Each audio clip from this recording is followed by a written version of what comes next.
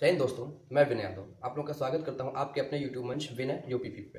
दोस्तों, जैसा कि आप सभी लोग देख रहे हैं कि पिछले 4-5 दिन से उत्तर प्रदेश पुलिस भर्ती एवं प्रोन्नति बोर्ड जो है एकदम फायर मोड में है। लगातार नोटिस पे नोटिस, कुछ अपडेट पे अपडेट मिलती रहती है।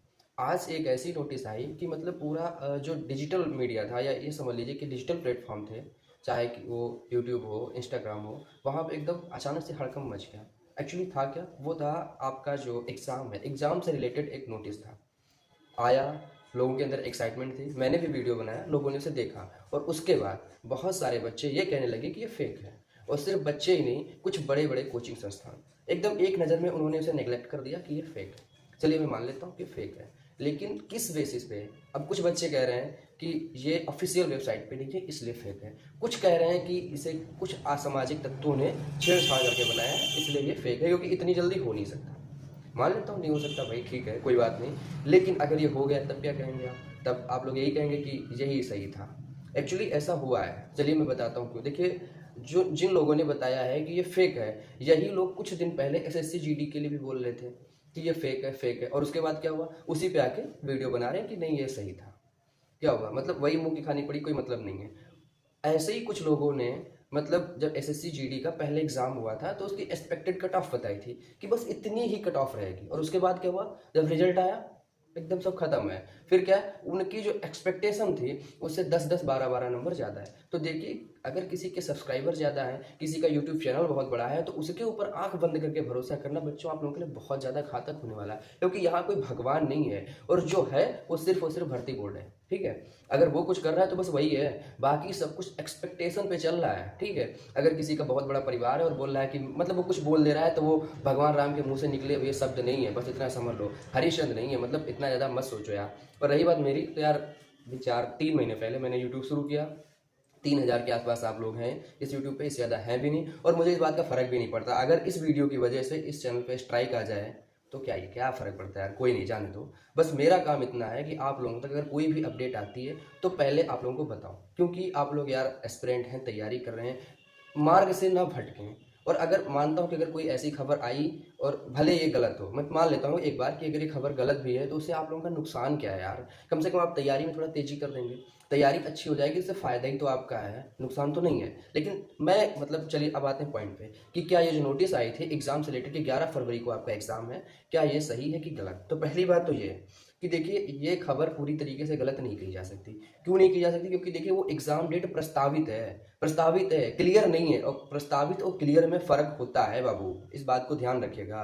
क्योंकि देखिए, प्रस्तावित चीज़ें जो होती हैं किसी कारणवश, अगर समय पर, वही मतलब नियत समय पर वो चीज़ें नहीं करवाई जाएँ, तो उसकी डेट को आगे या पीछे किया जा सकता है। अब जैसे कि ये 11 फरवरी प्रस्तावित है और किसी कारणवश 11 फरवरी को ना हो पाए, देखिए जैसे कि अभी सबको पता है कि तैयारियाँ उतनी अच्छी नहीं हैं, मतलब एग्ज़ाम कंडक्ट करवाने की तैयारियाँ उतनी अच्छी नहीं है, तो ये डेट 100% आगे बढ़ी गई तो क्लियर है। लेकिन अगर यही 11 फरवरी की जगह पर 25 फरवरी बोल दी जाए, और 25 फरवरी के पहले अगर इलेक्शन अनाउंस हो जाए, तब क्या करेंगे? तो फिर सीधी सी बात है कि मतलब एग्ज़ाम आपका बढ़ जाएगा, क्योंकि इलेक्शन या आचार संहिता के बीच में एग्ज़ाम नहीं हो सकते स्टेट गवर्नमेंट के। एक बात ये होगी। और दूसरी बात, अब कुछ बच्चे इस आधार पे करें कि ऑफिशियल वेबसाइट पे नहीं है, कुछ कह रहे हैं कि फरवरी में बहुत सारे एग्जाम है इसलिए। अरे भाई, बहुत सारे एग्जाम है तो बहुत सारे एग्जाम दे लो, क्या फर्क पड़ता है? मतलब तुमको एग्जाम देना है, एग्जाम लेने वालों को इसकी चिंता थोड़ी ना है। अब कुछ बता रहे हैं कि आर ओ का 11 फरवरी को है, तो भाई आर ओ का एग्जाम कौन कंडक्ट करता है? यूपी ट्रिपल एस सी करवाती है ना। और उसके बाद में तुम्हारा यूपी पुलिस का एग्जाम कौन कराएगा? यूपी पीआरपी भी करवाएगी। तो दोनों बोर्ड ही अलग अलग है, यूपी ट्रिपल एस सी अलग बोर्ड है, यूपी पीआरपी भी अलग बोर्ड है। तो फिर मतलब क्यों इतना हौच पौच कर रहे हो? कभी यूपीएससी और यूपी पीसीएस का एग्जाम नहीं देखे क्या? एक ही महीने में हो जाते हैं, बस बीच में 2-3 दिन का गैप रखा जाता है, फिर एग्जाम हो जाते हैं, मुश्किल से 1 हफ्ते का गैप रहता है, एग्जाम हो जाते हैं। तो इतना काहे सोच रहे हो यार? काम तुम्हारा पढ़ाई करना, तो पढ़ाई करो, ठीक है। मतलब अगर कोई एक कह दिया है तो उसी को हरीशन मान के और उसी के पदचिन्हों पे चलने लगोगे ना, तो भेड़ चाल का हिस्सा बन के कभी सिलेक्शन नहीं पाओगे। सिलेक्शन पाने के लिए ना भीड़ से अलग निकलना, मतलब जो भेड़ चाल होती है ना, भेड़ चाल से निकल के भीड़ से अलग निकल के काम करना पड़ता है, ठीक है। इस बात को ध्यान रखिएगा। और एक बात अब मैं ये बता दूं कि ऑफिशियल वेबसाइट पे क्यों नहीं है, तो इसका डिस्क्लेमर मैंने अपने टेलीग्राम चैनल पे दे रखा है, उस पर देख लीजिएगा जाके मैंने क्या बताया है। और मैं फिर से बता रहा हूँ कि देखिए, वो जो नोटिस है वो आपके लिए नहीं है, वो पब्लिक नोटिस है ही नहीं। और जो वेबसाइट, ऑफिशियल वेबसाइट है, वहाँ पे जो भी नोटिस आते हैं वो पब्लिक नोटिस आते हैं। और भाई साहब, मैं उसी डिपार्टमेंट में हूँ 4-5 साल से काम कर रहा हूँ, मुझे पता है कि कौन सा नोटिस कैसा होता है और किसके लिए कैसा नोटिस कहाँ पर दिखाया जाता है, ठीक है। तो इतना मैं समझता हूँ। अब वो नोटिस है डीएम के लिए, और तुम डीएम नहीं ना हो बाबू। अब डीएम बन जाओगे तो तुमको भेज दिया जाएगा, ठीक है। वो डीएम के लिए है, किस लिए है कि परीक्षा की तैयारियां करवाइए। परीक्षा सेंटर जो आपके यहाँ है, देखिए वो दुरुस्त है कि नहीं, अगर नहीं है तो उनको दुरुस्त करवाइए। अब ये काम तुम्हारा तो नहीं है, तुम्हारा काम है पढ़ाई करना, वो तो तुम कर नहीं है। तुम क्या कर रहे हो कि ये नोटिस फेक है कि सही है, रियल है कि रॉन्ग है, ये सब कर भाई, इससे काम नहीं चलने वाला है, ठीक है। जब वो डीएम के लिए, डीएम अपने कार्य क्षेत्र में काम कर लेगा भाई। वो राजकीय नोटिस है, राजकीय कार्य से संबंधित नोटिस है, तो पब्लिक वेबसाइट पे कैसे आएगा, नहीं आएगा ना। लेकिन आप लोगों को तो चाहिए भाई, ठीक है। अब नहीं है तो भाई इसको फेक मानो, मत पढ़ो ना।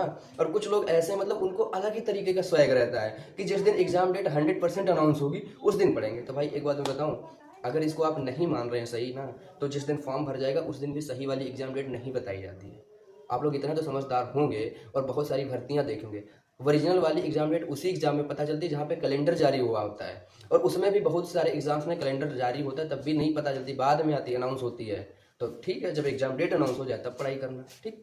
और उसके बाद क्या होगा, पर्चा कट जाएगा तुम्हारा। फिर वही होगा ना कि मतलब पापा मम्मी या घर वाले अलग से प्रेशर बनाएंगे, तुम्हारा तो सिलेक्शन नहीं हुआ। फैमिली और पड़ोसी जो है वो अलग से तुम पे हंसेंगे, और तुम्हारा क्या होगा ना, जो सेल्फ कॉन्फिडेंस है भाई साहब, वो 6 फुट नीचे चला जाएगा। वो जिंदगी के 4 साल फिनिश। और उसके बाद क्या ही होगा, डिप्रेशन, एंजाइटी और पता नहीं क्या ब्ला ब्ला, और फिर तुम्हारा वही है। तो भाई साहब अभी तुम्हारा काम है पढ़ाई करना, एग्जाम जब होना हो जाएगा। और ये नोटिस 100% मैं इसे फेक नहीं कह सकता हूँ, और बिल्कुल नहीं कह सकता हूँ, क्योंकि ये नोटिस जो है ये डीएम के लिए है। और तैयारियां डीएम को करनी है, आपको नहीं। आपको तैयारी करनी है पढ़ाई करके एग्जाम की, तो आप पढ़ाई करके एग्जाम की तैयारी करो, ठीक है। एग्जाम सेंटर की तैयारी आपको नहीं करनी, वो डीएम साहब को करनी, वो कर लेंगे। उनके पास ये नोटिस पहुंच भी गया होगा, और ये अब पता नहीं किस शुभचिंतक व्यक्ति ने इस नोटिस को लीक कर दिया, वरना ऐसे नोटिस लीक भी नहीं होते हैं। वो तो बस मिल गया, तो अब आप सबके पास पहुंच गया, आप सब लोग भी ज्ञान दे लेंगे, अच्छी बात है। लेकिन ये आप लोगों का सौभाग्य है कि ये नोटिस आप लोगों को देखने को मिला। और इतना मान लो कि जिस हिसाब से भर्ती बोर्ड इस समय एक्शन मोड में चल रहा है, तो अगले 2.5 से 3 महीने में एग्जाम हो जाए ना, तो बड़ी बात नहीं है, कोई बहुत बड़ी बात नहीं है अगले 2.5 से 3 महीने में एग्जाम हो जाए तो। और मुझे कतई शौक नहीं है, मतलब बिल्कुल शौक नहीं कि मैं आप लोगों की वीडियो बनाऊं और उसके बाद आप लोगों को बैठ के वीडियो के बाद ही बैठ के जवाब दूं कि नहीं ये नहीं, ये वो नहीं, वो नहीं, ऐसा कुछ नहीं है, ठीक है। और अगर आप लोगों को लग रहा है कि मैं सिर्फ व्यूज के लिए वीडियो बना रहा हूँ, तो भाई साहब व्यूज से कुछ नहीं होता और मुझे कुछ नहीं मिलता, एक बात दस समझ लो। और इस यूट्यूब से एक महीने में जितनी कमाई होती ना, उतनी मेरी 2 दिन की पॉकेट मनी है, बस इतना समझ लो।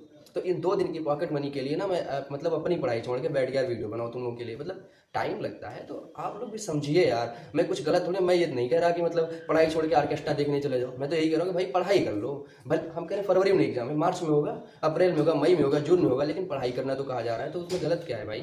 मतलब इतना कुछ लोग हैप्टिक हो जा रहे हैं, तो ये सब मत करो। तुम्हारा काम है पढ़ाई करना, पढ़ाई करो बस, ठीक है। और इससे ज़्यादा तो मैं कुछ कहूँगा नहीं। हाँ, बाकी आप जिन लोगों को फॉलो करते हो अच्छे से फॉलो करो, लेकिन पढ़ाई के लिए, ठीक है।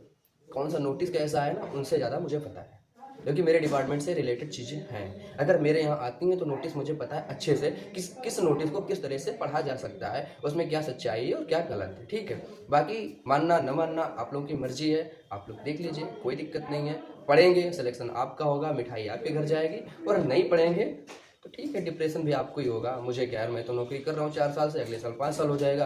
5 साल बाद अगर किसी दूसरी जॉब में नहीं जाता हूँ तो प्रमोशन होकर दीवान बन जाऊँगा, दूसरी जॉब में जाऊँगा तो अलग नौकरी होगी, ठीक है। तो ये सब अलग की चीज़ें हैं, आप लोग पढ़ाई करो।